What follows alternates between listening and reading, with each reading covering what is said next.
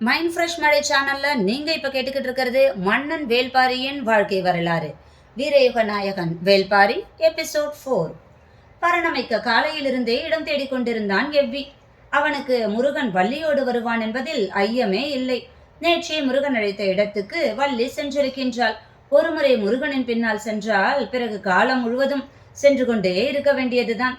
அதற்கு சிறந்த உதாரணமே நான் தான் என்று நினைத்துக் கொண்டான். இன்று வள்ளியுடன் தான் முருகன் வருவான். ஆனால் மீண்டும் அதே மரத்தை பார்க்க ஏன் அழைத்து போனான் என்பதுதான் அவனுக்கு விளங்கவில்லை என்று சிந்தித்தபடியே பரணமைக்க ஏதுவான இடம் தேடிக்கொண்டே இருந்தான். பச்சை மலையில் யானை பள்ளத்தின் தென் திசையில் இருந்த முகட்டில் ஒரு வேங்கை மரம் தனித்து நின்றிருந்தது. இப்படி ஒரு இடத்தில் தனித்த வேங்கை மரத்தை யாரும் பார்த்திருக்க மாட்டார்கள். எவ்வி அதன் மீது ஏறி அதன் உச்சியை அடைந்தான். நேர்கோப்பில் நின்று 4 புறமும் பார்த்தான். மொத்த மலையும் அந்த வேங்கை மரத்துக்கு கீழ்ப்பணிந்து இருந்தது. காற்று எல்லா திசைகளில் இருந்தும் சுழன்று வந்தது. தனது வேகத்துக்கு ஏற்ப வேங்கை மரத்தை விரல்களால் கோதி இசை கூட்டி சென்றது காற்று. இன்று முருகனுக்கும் வள்ளிக்கும் தலைநாளிரவு. குறிஞ்சி நிலத்தின் பேரழகே இந்த நாளுக்காக வடிவமைக்கப்பட்டதுதான்.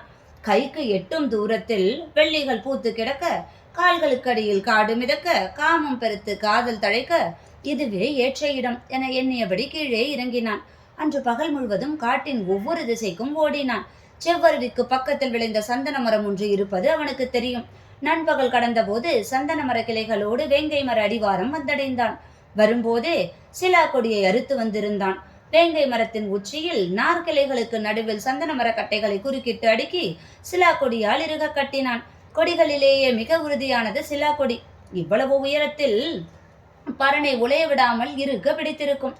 அந்த ஆற்றல் அதற்குத்தான் உண்டு. அதன் இன்னொரு சிறந்த குணம், கொடியை அறுத்த 3 நாட்கள் வரை அதன் சாறு கசிந்து வெளிவந்தபடியே இருக்கும். அதிலிருந்து வரும் நறுமணத்துக்கு ஈடே கிடையாது.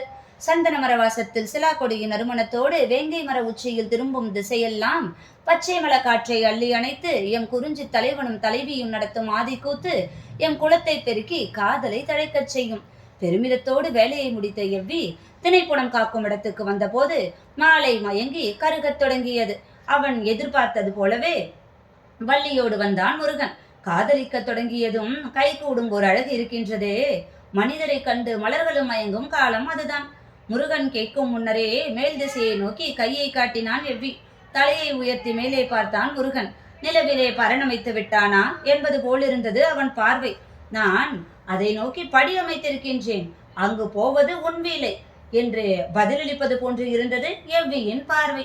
முருகனும் வள்ளியும் பின்தொடர தீப்பந்தம் ஏந்தியபடி முன் தடந்தான் எவ்வி. தனக்கு பின்னால் இருளுக்குள் தான் எவ்வளவு விளையாட்டு! சின்ன சின்ன சிரிப்புகளுக்கு என்ன பொருள்? இது பதிலா, கேள்வியா? இவ்வளவு மெதுவாக பேச முடியுமா? பின்தொடரும் ஓசையே கேட்காமல் இருக்கின்றதே. அவன் வள்ளியை அழைத்து வருகிறானா, சுமந்து வருகிறானா? திரும்பி பார்த்தால் அவர்களின் நெருக்கம் குலைந்து விடும். வேண்டாம் என்று சிந்தித்தபடியே வேங்கை மர அடிவாரத்துக்கு வந்து சேர்ந்தான் எவ்வி. பந்தத்தின் ஒளி அந்த இடத்தில் படர்ந்த போதுதான் தெரிந்தது, முருகனும் வள்ளியும் ஏற்கனவே அங்கு வந்து அமர்ந்திருந்தது. அதிர்ந்து போனான் எவ்வி. என்னை பின்தொடர்ந்துதானே வந்தீர்கள்? அப்படித்தானே நான் நினைத்தேன் என்று கூறினான் எவ்வி. மனிதனால் காதலை அழைத்து வர முடியாது, காதல்தான் மனிதனை அழைத்து வரும். எவ்வியிடம் பேச வார்த்தைகள் இல்லை. வணங்கி விடை பெற்றான். அப்போது எவ்வியின் கையில் ஒரு பொருளை கொடுத்தான் முருகன். எம் காதலின் பரிசு என்றால் வள்ளி. அவர்கள் மர ஏணியில் ஏறிச் சென்று பரணில் அமர்ந்தனர். எங்கும் சூழ்ந்திருந்த இருளுக்களிலிருந்து காற்று இசையை சுரந்தது. அசையும் இலைகளுக்கு இடையில் விண்மீன்கள் கண் சிமிட்டின. இத்தனை கண்களுக்கு இடையில் நாம் வெட்கம் களைவது எப்படி என்று கேட்டபடி வள்ளி நாணினாள். முருகன் சொன்னான், வெட்கம் கலைகளில் இவற்றை பார்க்க முடியாது. நம்முடைய கண்கள் ஏது நமக்கு? சுடர் அணைவது போல பேச்சுக்குரல் மெல்ல அணைந்தது. வேங்கை மரம் தனது கிளைகளை அசைக்க தொடங்கியது. சந்தன வாசத்துக்குள் சிலா கொடியின் நறுமணம் இறங்கிய போது காற்றெங்கும் சுகந்தம் பரவி மேலெழுந்தது. மரத்தின் கொப்பொன்றில் இருந்த ஆண் வள்ளி ஒன்று குரல் எழுப்பி தனது துணையை அழைத்தது. ஓசை கேட்ட திசை நோக்கி முருகன் திரும்பிய போது அவன் கண்ணம் தடுத்து வள்ளி சொன்னால், அடுத்தவர் காதலை காண்பது பிழை, அதை அதனிடம் சொல்லலாமே என்றான் முருகன். சிதறி தெரித்த வள்ளியின் சிரிப்பொலியை காடெங்கும் அள்ளிக்கொண்டு போனது காற்று. எவ்வி காரமலையின் அடிவாரத்தில் இருக்கும் தனது ஊருக்கு வந்து சேர்ந்தான். முருகன் எங்கே என்று கேட்ட ஒவ்வொருவருக்கும் ஒவ்வொரு பதிலை சொன்னான். இதுவரை அடையாத ஒரு மகிழ்வை இப்போது அடைந்திருப்பதாக அவனது மனம் துள்ளி குதித்தது. முருகன் தந்த காதல் பரிசை பார்த்தான். அது ஒரு பூண்டு போல இருந்தது. இதை என்ன செய்வது என யோசித்தபடி பூண்டை தட்டி பக்கத்தில் நீர் நிறைந்த பைங்குடத்தில் போட்டான். நீருக்குள் இருந்து குமிழ்கள் இடைவிடாது வந்தன. அந்த நீர் பழச்சாறு போல மாறிக்கொண்டிருந்தது. அதை மூங்கில் குடுவையில் ஊற்றி ஒரு மிடறு குடித்தான். அதன் சுவைக்கு ஈடு சொல்ல வார்த்தைகளே இல்லை. யாரும் இதுவரை இப்படி ஒரு சுவையை அனுபவித்திருக்க மாட்டார்கள். குடத்தில் இருந்த மொத்தத்தையும் குடித்து முடித்தான். குடத்தின் கீழ் பூண்டு அப்படியே இருந்தது. மீண்டும் குடம் நிறைய தண்ணீரை ஊற்றினான். நீர் பழச்சாறாக உருமாறியது. மீண்டும் அதை குடிக்க துணிந்த போது காட்டின் கீழ்ப்புறம் இருந்து பெரும் ஓசை கேட்டது. குடத்தை அப்படியே வைத்துவிட்டு வெளியே ஓடி வந்து பார்த்தான். கையில் தீப்பந்தங்களோடு சிலர் வேட்டுவன் பாறைக்கு பின்புறமாக நடந்து காட்டின் தென் திசை நோக்கி சென்று கொண்டிருந்தனர். யார் இவர்கள்? இந்த நள்ளிரவில் பந்தம் ஏந்தி எங்கே சென்று கொண்டிருக்கின்றனர் என ஊரில் இருந்த ஒவ்வொருவருக்கும் ஒரு கேள்வி எழுந்தது. முதுகிழவன் சொன்னான், நாம் கீழே இறங்கி போய் அவர்கள் யார், எங்கே போகின்றனர், என்ன இடர் நேர்ந்தது என்று கேட்போம். நம்மீது தாக்குதல் தொடுத்து விட்டால் இது நம்மிடம், நம்மை ஒன்றும் செய்துவிட முடியாது. சரி என்று சிலர் மட்டும் புறப்பட்டு சென்றனர். மற்றவர்கள் குடிலை காத்தபடி மேலேயே நின்றனர். முதுகிழவனும் எவ்வியும் முன்னால் நடக்க இளைஞர் சிலர் பின்தொடர்ந்தனர். மலைச்சரிவில் வேகமாக இறங்கினர். எங்கிருந்தோ வந்த வலுத்த காற்று அவர்கள் மீது மோதிச் சென்றது. எவ்விக்கு பரனை நோக்கி நினைவு வந்தது. இந்த காற்றுக்கு பரன் தாங்குமா என மனதுக்குள் சின்னதாக அச்சம் உருவானது. அவன் தென்திசை உச்சியை அண்ணாந்து பார்த்தான். மறுகணமே அடுத்த கேள்வி உருக்கொண்டது. ஒருவேளை வேங்கை மரம் உந்தி தள்ளியதில் இருந்துதான் இந்த காற்றே உருவாகி இருக்குமோ? பெருங்கடல் நடுவே மிதக்கும் சிறு தெப்பம் போல உச்சிக்காட்டின் உள்ளங்கையில் ஆடிக்கொண்டிருந்தது பரன். வெகு தூரத்தில் பெண் யானையின் பிளறல் கேட்டது. யானைகள் முயங்கி கூடுகின்றன. நிலவை பார்த்தபடி இருந்த வள்ளி சொன்னால், இன்னும் சிறிது நேரத்தில் இரவு பூக்கள் மலரத் தொடங்கும். எப்படி சொல்கின்றாய்? மெல்லியதாக கேட்டது முருகனின் குரல். பூவினுடைய மேலிதழ் விலகத் தொடங்கி 3ஆம் நாழிகை முடிய போகின்றது. நாம் பரநேரத் தொடங்கும் போவதேவா? இல்லை, நீங்கள் ஆண்வள்ளியின் அழைப்பை கேட்டு திரும்பிய போது. நீ எந்த மலரை சொல்கின்றாய்? மலர்களில் ஏது வேறுபாடு? எல்லா மலர்களும் ஒரே இனம்தான், பெண்ணினம். இரவு மலர்கள் மலரத் தொடங்கின. திசையெங்கும் புதிய நறுமணம் படர்ந்தது. மூங்கில் அடர்ந்த கீழ் திசையிலிருந்து குழலிசையை காற்று அள்ளி வந்த போது அதனுடன் சேர்ந்து காதலின் உயிரோசையும் இணைந்தது. வேங்கை மரம் நிலை கொள்ளாமல் ஆடியது. தீப்பந்தம் ஏந்தி கடங்குரலோடு சென்று கொண்டிருந்தவர்களை வேடர் குல முதுகிழவன் மறித்து கேட்டான். எங்கே போகின்றீர்கள்? முதுகிழவனின் கேள்விக்கு பெருங்குரலில் பதில் சொன்னான் ஒருவன். நாங்கள் கொடிக்குளத்தை சார்ந்தவர்கள். பச்சை மலையின் ஈரடுக்கின் கீழ் இருக்கின்றோம். எங்களின் குலமகள் வள்ளியை காணவில்லை. நேற்று காலை குடில் விலகி இத்தனை புனம் காக்கச் சென்றாள். ஆனால் அவள் பரனுக்கு போகவில்லை. எங்கே போனாள் என அவளின் தோழிகளுக்கும் தெரியவில்லை. அவர்களாக தேடி பார்த்துவிட்டு மாலையில் தான் எங்களிடம் வந்து சொன்னார்கள். அப்போது முதல் நாங்கள் தேடி வருகின்றோம். எங்கேயும் காணவில்லை. கீழ் திசைக்கு ஒரு குழு சென்றுள்ளது. நாங்கள் யானை பள்ளம் நோக்கி போகின்றோம் என்றான். எவ்விக்கு அப்போதுதான் ஆபத்து புரிந்தது. இவர்களை அந்த பக்கம் போய்விடக் கூடாது என யோசிக்கையில் முதுகிழவன், இந்த பெருங்காட்டில் நீங்கள் மட்டும் எப்படி தேடுவீர்கள்? நாங்களும் உடன் வருகின்றோம். ஆளுக்கு ஒரு பக்கமாக தேடுவோம் என்றார். ஆபத்து பேராபத்தாக மாறியதை எவ்வி உணர்ந்தான். என்ன செய்யலாம் என யோசிப்பதற்குள் முதுகிழவன், ஏன் நிற்கின்றீர்கள், புறப்படுங்கள் என்று சொல்லி அவர்களோடு நடக்கத் தொடங்கினார். சற்று நில்லுங்கள், நான் மற்றவர்களையும் அழைத்து வருகின்றேன் என்று சொன்ன எவ்வி அவர்களின் பதிலை எதிர்பார்க்காமல் குடிலை நோக்கி விரைந்து ஓடினான். சரி, இன்னும் கூடுதல் ஆட்களோடு சென்று தேடுவது நல்லதுதான் என யோசித்த அவர்கள் அவன் வரும் வரை பொறுத்திருக்க முடிவு செய்தனர். கொடிக்குளத்தை சார்ந்த ஒரு பெரியவர் மட்டும் சொன்னார், அடுத்த குல பெண்களுக்கு ஆபத்து என்றால் உங்களைப் போல உதவி செய்ய இன்னொருவர் இந்த காட்டில் இல்லை. முதுகிழவன் சற்றே பெருமிதத்தோடு தலையசைத்தான். அதே வேகத்தில் எவ்வி மலை மேலிருந்து இறங்கி வந்தான்.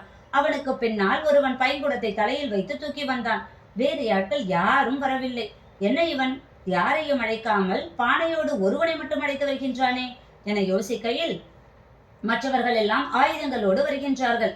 அவர்கள் வருவதற்குள் நீங்கள் இந்த பழச்சாறை அருந்தி இளைப்பாருங்கள் என்று சொல்லி மூங்கில் குவளையில் ஆளுக்கு ஒரு குவளையாக அந்த பூண்டு சாற்றை கொடுத்தான். பழச்சாற்றின் சுவையாலும் அது தந்த எல்லையற்ற மயக்கத்தாலும் இதற்கு நிகர் இந்த உலகில் எதுவும் இல்லை என ஆளுக்கு ஒரு கப்பாக அதை பருகத் தொடங்கினர். பானை முழுவதும் தேர்ந்தது. அதற்குள் இன்னொருவன் தலையில் பானையோடு வந்து சேர்ந்தான். பூண்டை எடுத்து அந்த பானையில் போட்டான் எவ்வி. அடுத்த சுற்று எல்லோரும் குடித்தனர். முதுகிழவன் மட்டும் புலம்பினான். நிலமகள் குலமகள் என என்னென்னவோ சொன்னார்கள். இப்போது பழச்சாற்றை குடிக்க முந்திக் கொண்டிருக்கின்றார்களே என்று சொல்லிக்கொண்டே 3ஆம் குவளையை அருந்தியவன் மயங்கி சாய்ந்தான். எல்லோரும் விடாமல் குடித்து அதிமதுர சுவையில் மூழ்கினர். அவர்கள் குடிக்கும் போது சிந்திய துளிகள் இந்த புற்களெங்கும் சிதறின. அதன் வாசனை காற்றில் கலந்து எங்கும் பரவியது. நுகர்வு சக்தியை அதிகம் கொண்டிருந்த பாம்புகள் காடு முழுவதும் இருந்து பெரும் வேகம் கொண்டு இங்கு வந்தன. பாம்புகளின் எண்ணிக்கை கணக்கிலடங்காமல் இருந்தது. ஒவ்வொரு புல்லுக்கும் ஒரு பாம்பு வந்து சேர்ந்தது. புற்களில் இருந்த பழச்சாற்றின் துளியை தம் நாவால் நக்கின. புல்லின் ஓரம் இருந்த சுனை ஈக்கிகள் அவற்றின் நாவுகளை இரு கூறுகளாக அறுத்தன. ஆனால் பழச்சாற்றின் சுவை அவற்றை விடுவதாக இல்லை. மீண்டும் நக்கின. அடித்தொண்டை வரை நாக்கு இரு கூறுகளாக பிளந்தது. எல்லா பாம்புகளுக்கும் நாக்குகள் இரு கூறுகளாயின. அன்றிலிருந்து இந்த புற்கள் நாக்கருத்தான் புற்கள் என்று அழைக்கப்பட்டன. கதையை சொல்லியபடி நீலன் முன்னோக்கி நடந்து கொண்டிருந்தான். பின்தொடர்ந்து வந்து கொண்டிருந்த கபிலருக்கு கண் கட்டுவது போல இருந்தது. எங்கும் இருள் அடர்ந்தது. நீலன் இருளுக்குள் கொஞ்சம் கொஞ்சமாக மறைந்தான். கபிலருக்கு மீண்டும் நினைவு திரும்பிய போது மறுநாள் பிற்பகலாகி இருந்தது. நடந்த களைப்பை மீறி பசி அவரை எழுப்பியது.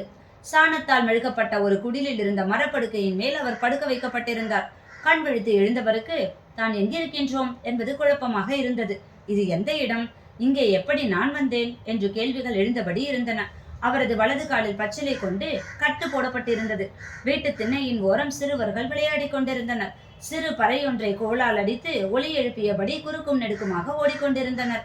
நேற்று தள்ளாடி தடுமாறி வந்தது இவர்தானா என்று ஒரு சிறுவன் கபிலரை பார்த்து கேட்டுவிட்டு ஓடினான். நான் எப்போது தள்ளாடி வந்தேன் என யோசிக்கையில் சற்று குழப்பமாகவே இருந்தது. கபிலர் எழுந்துவிட்ட தகவல் கிடைத்ததும் நீலன் அந்த இடம் வந்து சேர்ந்தான். இது என்ன ஊர்? நான் எங்கே இருக்கின்றேன்? நீங்கள் வரவேண்டிய இடத்துக்கு தான் வந்திருக்கின்றீர்கள். ஆனால் வந்தது தெரியாமல் வந்தீர்கள். புரியும்படியாக சொல் என்றார் கபிலர். உங்களின் வலது காலில் தசை பிறண்டு விட்டது. அந்த நிலையில் உங்களால் அதிக தொலைவு நடக்க முடியாது. நடக்க நடக்க வலி கூடத்தான் செய்யும். பொழுது வேறு மறைந்து கொண்டிருந்தது. இருட்டுவதற்குள் இந்த இடம் வந்து சேர வேண்டும். இடையில் நாகக்கிடங்கு வேறு. இந்த காட்டில் எத்தனை வகை பாம்புகள் இருக்கின்றனவோ அத்தனை வகையான பாம்புகளும் அங்கு உண்டு. நாங்கள் வெளியிலிருந்து வரும் யாரையும் அந்த பக்கமாக அழைத்து வர மாட்டோம். ஆற்றை சுற்றித்தான் அழைத்து வருவோம். ஆனால் உங்களுக்கு அடிபட்டதால் ஆற்றை சுற்ற முடியாது என தெரிந்துவிட்டது. சரி, நாகக்கிடங்கின் வழியே வேகமாக அழைத்து செல்லலாம் என்றால் நீங்கள் பனைமரத்தை கடப்பதற்குள் உட்கார்ந்து விட்டீர்கள். எனவே எனக்கு வேறு வழி தெரியவில்லை. உங்களுக்கு தனைமைக்கு மூலிகையை கொடுத்தேன் என்றான். அது என்ன மூலிகை? நான் கேள்விப்பட்டதே இல்லையே என்றார் கபிலர். அது உங்களின் நினைவை மயக்கும். அதனால் நீங்கள் வழியை மறப்பீர்கள். அதே நேரத்தில் உங்களின் இயக்கத்தை நிறுத்தாது. அதனால்தான் உங்களை தோலை தாங்கி பிடித்து என்னால் அழைத்து வர முடிந்தது. நீங்களும் தள்ளாடி தடுமாறி நடந்து வந்தீர்கள். கபிலர் வியப்பில் உறைந்து போனார். என்னை மயக்க வைத்து நடிக்க வைத்தாயா? இது எப்படி கைகூடியது? கைகூடியதால் தான் நீங்கள் இங்கு வந்திருக்கின்றீர்கள். வந்தது தெரியாமல். பெண் ஒருத்தி மண் களையத்தில் கூழ் கொண்டு வந்து கொடுத்தாள். குடியுங்கள், நீங்கள் உணவருந்தி நாட்களாக போகின்றது என்றான் நீலன். கூழ் முழுவதையும் குடித்த பிறகுதான் தெளிச்சை ஏற்பட்டது. அது என்ன பழச்சாறு? நேற்று ஒன்று சொன்னாயே, பெயர் மறந்து விட்டேன் என்றார் கபிலர். அது உங்களுக்கு நினைவிருக்கின்றதா என கேட்டான் நீலன். நன்றாக நினைவிருக்கின்றது. புல்லில் சிந்தி அந்த பழச்சாற்றை பாம்புகள் வந்து நக்கியதால் அவற்றின் நாக்குகள் இரு கூறுகளாகிவிட்டன என சொன்னது வரை நினைவிருக்கின்றது. அதன் பிறகுதானே கதையின் முக்கியமான பகுதியே இருக்கின்றது என்றான் நீலன். எனக்கு முற்றிலும் நினைவில்லை. அதன் பிறகு முருகனும் வள்ளியும் என்ன ஆனார்கள்? என்னதான் நடந்தது? மொத்த கதையையும் சொன்னால் திருப்பி சொல்ல முடியாது. பழச்சாற்றை குடித்தவர்கள் மயக்கம் தெளிய பல நாட்கள் ஆனதாம். அதிகம் குடித்தது எவ்விதான். எத்தனை நாட்கள் என்று தெரியவில்லை. மயக்கம் கலைந்து மரத்தடிக்கு போனானாம். வேங்கை மரத்தில் கட்டப்பட்டிருந்த சந்தன கட்டைகள் தழைத்து காற்றில் ஆடிக்கொண்டிருக்கின்றன. அவற்றை பார்த்ததும் எவ்விக்கு புரிந்தது. புன்னகையோடு ஊர் திரும்பி விட்டான். முருகன் எங்கே? ஏன் அழைத்து வரவில்லை என்று கேட்டதற்கு, காதலை மனிதனால் அழைத்து வர முடியாது, காதல்தான் மனிதனை அழைத்து வரும் என்று சொல்லிவிட்டு அந்த பூண்டு சாற்றை அறந்த போய்விட்டான். நீண்ட நாட்களுக்கு பிறகு காட்டுக்குள் சந்தன வெங்கை மரங்கள் புதிதாக தழைத்திருப்பதாக சொன்னார்கள். அதன் பக்கத்திலேயே சிலா கொடியும் படர்ந்திருந்தது. எங்கு சந்தன வெங்கை இருக்கின்றதோ அங்கு முருகனும் வள்ளியும் இருப்பதாக எங்கள் நம்பிக்கை. அதன் பிறகு இந்த பெருங்காட்டில் காதலின் அடையாளமாக சந்தன வெங்கை மாறியது. முருகனுக்கு பிறகு குலத்தலைவனானான் எவ்வி. கொடிக்குளமும் வேடர் குளமும் இணைந்தன. இருவரும் தங்களது இடங்களை விட்டு அகன்று மூன்றாம் மலையான ஆதிமலையை அடைந்தனர். அங்கு புதுநகர் ஒன்றை அமைத்தான் எவ்வி. அதன் பிறகு அவனது வழித்தோன்றல்கள் அங்கே உருவாயின. வேலீர் குளம் தழைத்தது. அந்த வழித்தோன்றலின் 42வது தலைவன் தான் வேல்பாரி. இதுதான் வேல்முருகனில் தொடங்கி வேல்பாரி வரையிலான கதை. கதையை கேட்ட கபிலர் கூழ் குடித்த களையத்தை நீண்ட நேரம் கையில் வைத்தபடி அமர்ந்திருந்தார். நான் இப்போது தயமைக்கு மூலிகை எதுவும் தரவில்லையே என்று நீலன் சொன்னபோதுதான் வியப்பிலிருந்து மீண்டார். களையத்தை அந்த பெண்ணிடம் திருப்பி தரும்போது கபிலரின் வாய் முணுமுணுத்தது. தனிமைக்கு மூலிகை இலைகளில் மட்டுமல்ல, கதைகளிலும் இருக்கின்றது. இந்த எபிசோட் 4 உங்களுக்கு பிடிச்சிருக்கோன்னு நான் நம்புறேன். மனமெனும் தோட்டத்தில் மல்லிகை மலர மைண்ட் ஃப்ரெஷ் மழை சேனலை சப்ஸ்கிரைப் பண்ணுங்க. ஃப்ரெண்ட்ஸ் அண்ட் ரிலேட்டிவ்ஸ்க்கு ஷேர் பண்ணுங்க. லைக் கொடுக்க மறந்துடாதீங்க.